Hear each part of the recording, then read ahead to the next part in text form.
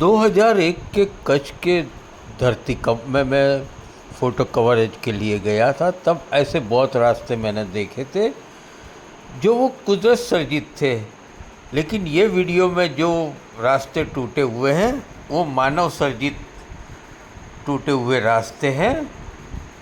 भ्रष्ट कॉन्ट्रैक्टरों ने उनकी भ्रष्ट नीति से ऐसे बांधकाम किए थे रास्तों के कि मानसून में उनकी ये हालत हो गई है।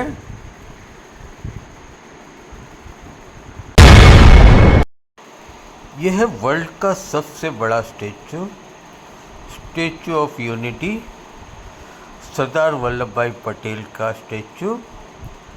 वडोदरा से केवड़िया कॉलोनी, जहाँ सरदार पटेल का स्टैचू है, वो जाने का हाईवे का रास्ता मानसून के इस वक्त में टूट गया है। भ्रष्ट अधिकारियों ने, भ्रष्ट कॉन्ट्रैक्टरों ने उनकी भ्रष्ट नीति से ऐसे रास्ते बनाए थे जो पूरे रास्ते ही ख़त्म हो गए हैं।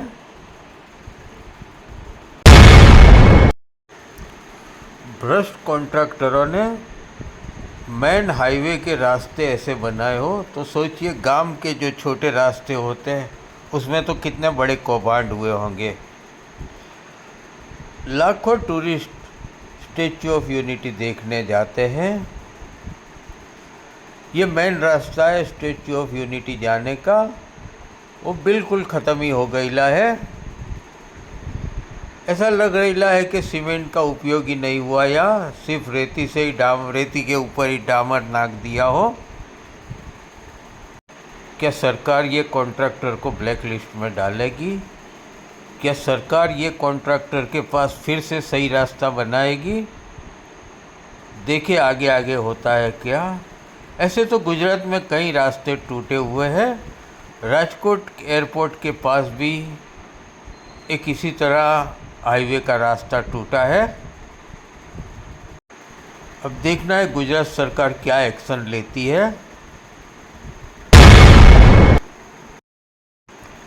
स्टैच्यू ऑफ यूनिटी वड़ा प्रधान नरेंद्र मोदी का ड्रीम प्रोजेक्ट।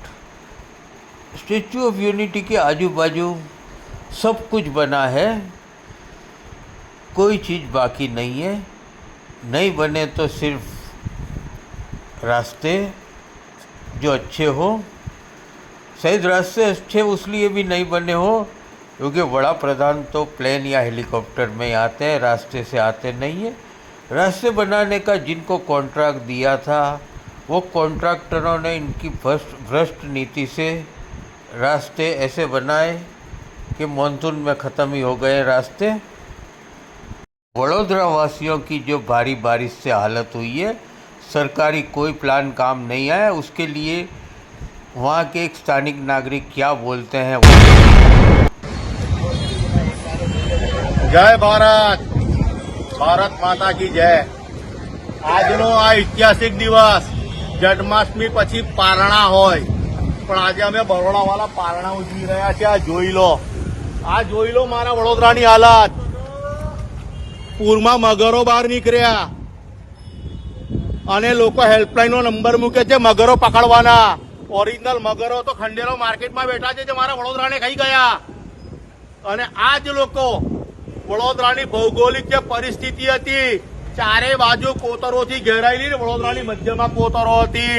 છેલ્લા 30 વર્ષમાં આ લોકો અમારી કોતરો ખાઈ ગયા, અમારા ગૌચરો ખાઈ ગયા, અમારા કોમન પ્લોટ ખાઈ ગયા, અમારા તળાવો ખાઈ ગયા, બધું ખાઈ ગયા।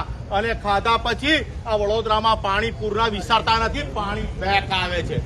અને અમુક ચૂંટાયેલા પાંખો ફોટા પડાઈને વિડીયો ટ્રેક્ટરો લઈને નીકળે છે પોતાના વિડીયો બતાવવા માટે। ઓ ભાઈ, પાણીના બોટલ આપવાથી વડોદરા નથી તરસે નથી મરતું। તમે તો લોકોને છે ને પાણી પીવડાઈને મારી નાખ્યા। હરણી બોટકારની અંદર મારા 12 બાળકો, મારી બહેનોને તમે ડૂબાડીને પીવડાઈને મારી નાખી। બાકી હતું તો તમે બાળકોને સળગાઈને મારી નાખ્યા। અને તમે તો એટલા નિર્લજ્જ છો। ખાસવાળી સ્મશાનની અંદર 18 કરોડ 36 લાખ રૂપિયા તમે લોકો સ્મશાનમાં પેલા લાકડામાં ભજીયા તરીને ખાઈ ગયા એટલા બેશરમો, તમને શરમ આવી જોઈએ. અને તમે હેલ્પલાઇન નંબર મૂકો જ. અરે વડોદરાના શહેરીજનો બધાને હેલ્પ કરતા હતા. આજે અમારે હેલ્પની જરૂર પડી તમારા જેવા નિષ્ઠુરોના કારણે. અને આ ઇલેક્શન તમારું છેલ્લું ઇલેક્શન છે. હવે અમે મોદીજીના નામે જે તમને અમને છેતરી ગયા ને, હવે અમે છેતરાઈએ નહીં. કારણ કે 10 વર્ષમાં તમે ફક્ત મોદીજીના નામે અમને છેતર્યા છે. અને આ જ વડોદરા છે. પ્રકાશ બ્રહ્મભટ્ટ કોકો એની ડિપોઝિટ જપ્ત કરી હતી. ઠાકોરભાઈ પટેલ એની ડિપોઝિટ અમે જપ્ત કરી હતી. એ વડોદરાના સંસ્કારીજનો છે. અમારા સંસ્કાર મૌન રહેવાનું છે. બંગડીઓ પહેરીને તાલી પાડવાનું નથી. આ તમારું ઇલેક્શન છેલ્લું. હવે વડોદરાના પોતાના સ્થાનિક સ્વરાજના ઇલેક્શનમાં વડોદરાવાળા પોતાના ઉમેદવાર પોતે નક્કી કરશે. અને તમારા કૌભાંડો અમે બહાર લાવીશું. અને મગરોને ના પકડતા. તમે ખંડેરાવ માર્કેટમાં બેઠેલા મગરો છે. હવે અમે તમને પકડવા આવીએ છીએ. ભારત માતા છે.